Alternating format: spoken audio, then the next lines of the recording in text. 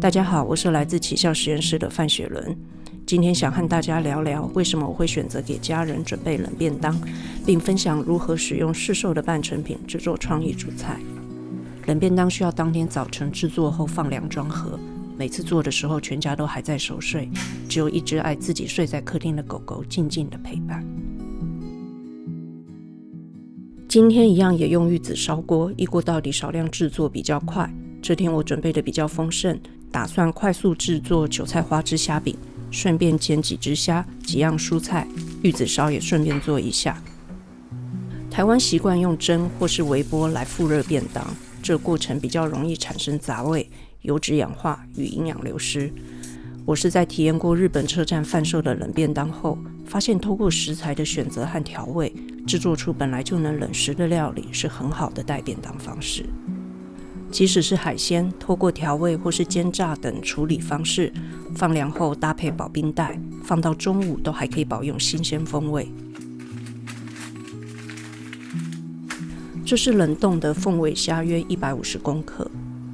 今天要利用市售的花枝姜来制作主菜，将10支左右的韭菜花切末，解冻好的市售无添加花枝姜200公克。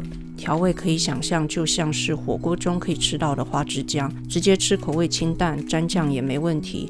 加入2大匙的片栗粉帮助成型，然后简单加入1小匙的盐曲，增加风味。盐曲现在台湾也蛮容易买得到了，有机会再来和大家分享如何自家制作，非常简单。最后用芝麻油增添香气，就可以开始揉团拍打了。只要食材不要太湿，马铃薯淀粉很容易就可以让饼成团，觉得粘手，手上再抹一点芝麻油就好了，不需要再加入更多的淀粉。接下来快速的制作玉子烧蛋液，要做出比较水润的玉子烧，1颗鸡蛋大约配1大匙的水或是高汤，口感就会比较湿润。再来帮要煎炸的虾撒点盐，下点底味，就可以来开火了。我的玉子烧锅是铜制的，没有不粘涂层，充分加热后再下油才不会粘。第一次给油多一点没有关系，用厨房纸巾吸收后涂匀，纸巾上的油等一下会再使用。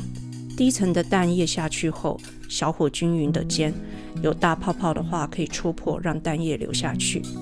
一开始卷的蛋液最薄，小心地慢慢卷起来，最后有了重量，抛一下就很容易起来了。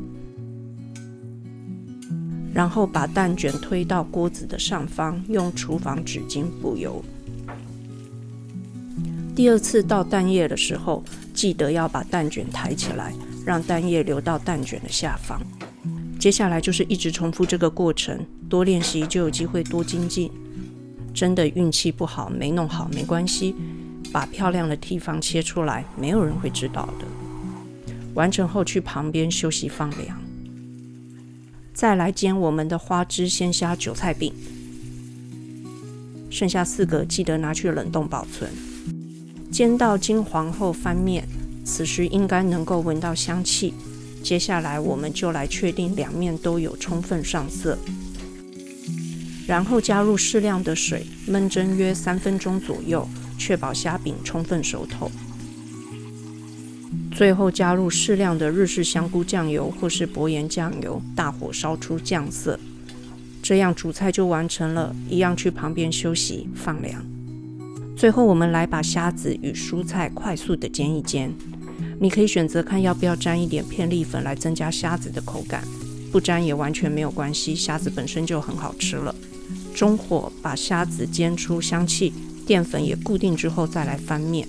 完成后一样先取出放凉，再来把芦笋、1小块莲藕还有秋葵也原锅煎一煎。